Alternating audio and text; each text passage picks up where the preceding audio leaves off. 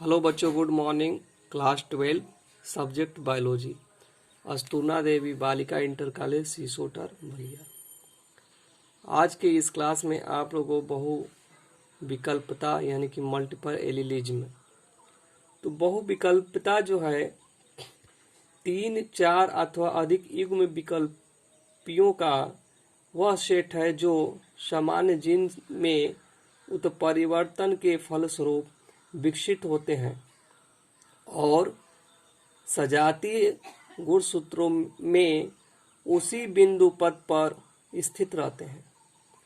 वास्तव में बहुविकल्पी एक सामान्य जीन की विभिन्न अभिव्यक्तियों को प्रदर्शित करते हैं। इनमें से केवल 2 युग्म विकल्पी ही एक समय पर एक व्यक्ति में उपस्थित होते हैं। आप लोग पढ़े हैं कि प्रभाविता के नियम में 2 जीन ही उत्तरदायी होते थे। यदि कैपिटल टी हुआ करता था और स्मॉल टी हुआ करता था, तो कैपिटल टी प्रभावी लक्षण व्यक्त करते थे और स्मॉल टी जो है अप्रभावी लक्षण व्यक्त करते थे। लेकिन बहुविकल्पता के अंतर्गत, मल्टीपल एलिलिज्म के अंतर्गत 2 से अधिक जीन जो है उत्तरदायी होते हैं, जिसके अंतर्गत हम मानव रुधिर वर्ग को लेते हैं। तो मानव का जो रुधिर वर्ग होता है ए, बी या AB या O होता है। तो मानव का जो रुधिर वर्ग है ये 4 है, A, B, AB और O। मानव रुधिर वर्ग की खोज कार्ल लैंडस्टीनर ने किया था। ये प्रश्न आता है एग्जाम में कि मानव रुधिर वर्ग का खोज किसने किया था? तो कार्ल लैंडस्टीनर। अब यहाँ पर देखेंगे, मानव में 4 प्रकार का रुधिर वर्ग निर्धारित करने के लिए जीन कैपिटल I जिम्मेदार होता है। यानी कि रुधिर वर्ग का निर्धारण करने के लिए, यानी कब A आएगा, कब ग्रुप B आएगा, कब ग्रुप AB होगा, कब ग्रुप O होगा, इसको निर्धारित करने के लिए, ब्लड ग्रुप को निर्धारित करने के लिए कैपिटल I जीन जो है जिम्मेदार होता है। यहाँ पर आप लोग को दिखाया गया है कि capital I A, capital I B और ये स्मॉल I। कैपिटल होने के वजह से दोनों ये प्रभावी लक्षण व्यक्त करेंगे और स्मॉल I होने की वजह से ये अप्रभावी लक्षण व्यक्त करेंगे। तो कैपिटल I A का ब्लड ग्रुप बनेगा तो A बनेगा जो प्रभावी होगा, और कैपिटल I B का जो ब्लड ग्रुप बनेगा B, ये भी प्रभावी लक्षण व्यक्त करेगा। एवं स्मॉल I का जो ब्लड ग्रुप O बनेगा ये अप्रभावी लक्षण व्यक्त करेगा। तो यहाँ पर हम देखते हैं कि कैपिटल I A और capital I B small I पर पूर्ण रूप से प्रभावी होते हैं। अब यहाँ पर हम लोग देखेंगे कैपिटल I A, चूंकि 2 युग्म की जरूरत पड़ती है किसी भी वर्ग को निर्धारित करने के लिए। जैसे पिछले क्लास में हम लोग पढ़े हैं कि कैपिटल टी हुआ करता था, उसी प्रकार से यहाँ पे 2 जीन की आवश्यकता पड़ेगी, कैपिटल I A और कैपिटल I A। ये दोनों जो है प्रभावी हैं, इसलिए ब्लड ग्रुप बनेगा A। और ठीक यहाँ पे देखेंगे कैपिटल I A और स्मॉल I है, तो इसमें जो प्रभावी लक्षण होते हैं वे कैपिटल I A के होंगे, इसलिए ब्लड ग्रुप बनेगा A। ठीक उसी प्रकार यहाँ पर कैपिटल I B है, तो यहाँ पर ब्लड ग्रुप बनेगा B, क्योंकि ये प्रभावी लक्षण है। और ठीक उसी प्रकार कैपिटल आई बी और स्मॉल आई होने की वजह से यहाँ पर ब्लड ग्रुप बनेगा बी, कैपिटल बी। तो कहने का मतलब ये है कि ये जो है प्रभावी लक्षण व्यक्त कर रहे हैं, लेकिन सम युग्मजी हैं ये, स्मॉल आई और स्मॉल आई दोनों समान है और दोनों ही अप्रभावी गुण व्यक्त करते हैं। जैसे आप लोग पढ़े थे कि स्मॉल टी आने की वजह से बौने पौधे का निर्धारण मेंडल के द्वारा किया गया, उसी प्रकार से स्मॉल आई ये दोनों सम युग्मजी हैं, एक समान जीन है, इसलिए इनसे जो ब्लड ग्रुप बनेगा वो ओ बनेगा। ये जो ओ है ये अप्रभावी लक्षण व्यक्त करेंगे। आगे हम लोग देखेंगे कि जो ब्लड ग्रुप है उनका जीनोटाइप क्या होता है। तो ब्लड ग्रुप का 6 प्रकार का जीनोटाइप होता है। आप लोग यहाँ पे देखेंगे, एक बार हम लोग कैपिटल आई ए लेंगे तो ए चूंकि ये ए ऊपर है और कैपिटल आई है यानी कि प्रभावी लक्षण है, इसलिए ब्लड ग्रुप बनेगा ए।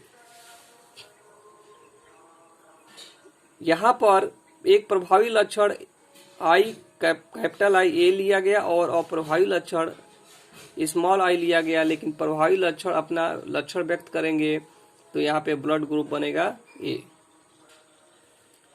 ठीक उसी प्रकार कैपिटल आई बी ये दोनों प्रभावी लक्षण है तो ब्लड ग्रुप बनेगा बी।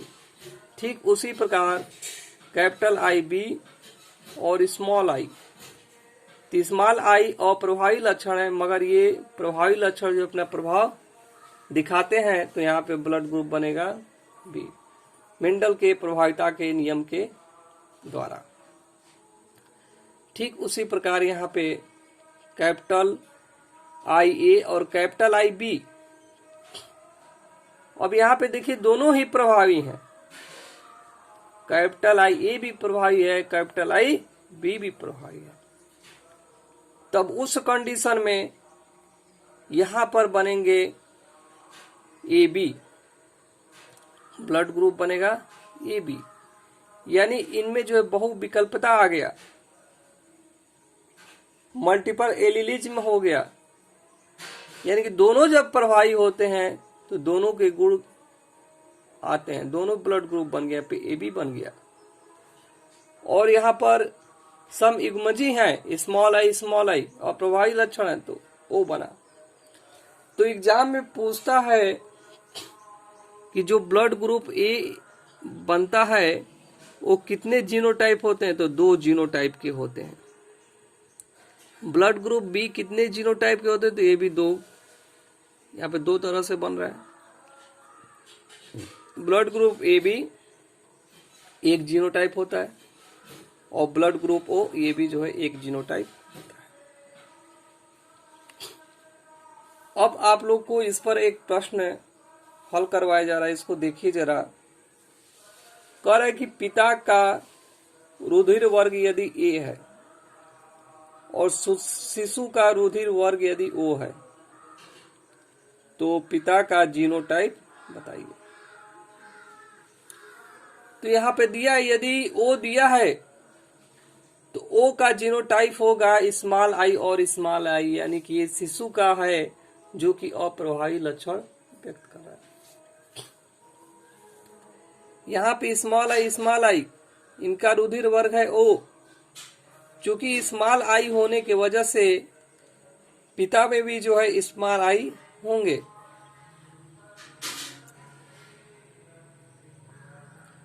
और माता में भी स्मॉल आई होंगे। तो जो हम ब्लड ग्रुप ए बनता है किस कंडीशन में बनता है, तो 2 कंडीशन में बनता है।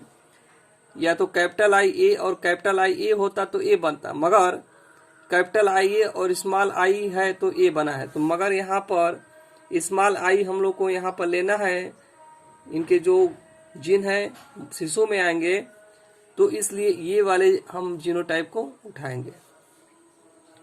तो कैपिटल आई ए और स्मॉल आई के द्वारा स्मॉल आई यहाँ से निकला और माता के द्वारा स्मॉल आई निकलने की वजह से शिशु में संलयित होकर आई स्मॉल आई बनाया, जिसके द्वारा ओ रुधिर वर्ग प्राप्त हुआ। तो पिता का जो जीनोटाइप होगा वो किस प्रकार का होगा? कैपिटल ए और स्मॉल आई होगा, ये युग्मक होते हैं। तो इस प्रकार से हम जीनोटाइप निकालते हैं।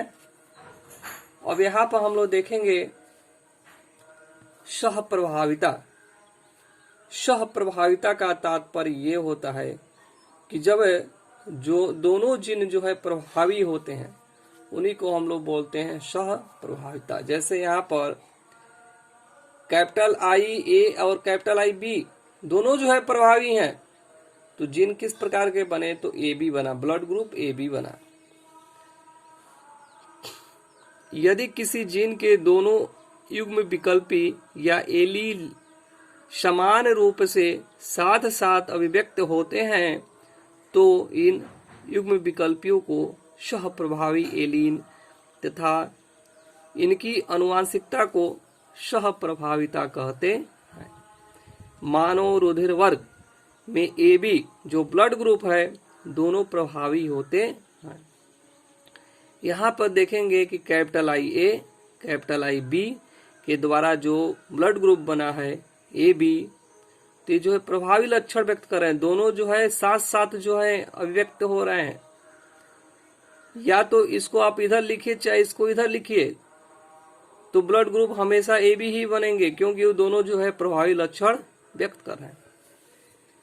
तो आज की इस क्लास में आप लोग को ये चीजें बताई गई। आगे की क्लास में आगे की जो चीजें होंगी वो बताई जाएंगी। देखिए, ये सिलेबस के अकॉर्डिंग आप लोग को पढ़ाया जा रहा है और इसको आप लोग पढ़िए, क्योंकि ये जो चैप्टर है बहुत ही मोस्ट इम्पोर्टेंट है। एग्जाम में 18 अंक के प्रश्न इनमें से पूछे जाते हैं और यही जो चैप्टर है बहुत ही इम्पोर्टेंट है पूरे बुक में। आगे की चीजें आगे बताई जाएंगी। तब तक के लिए धन्यवाद।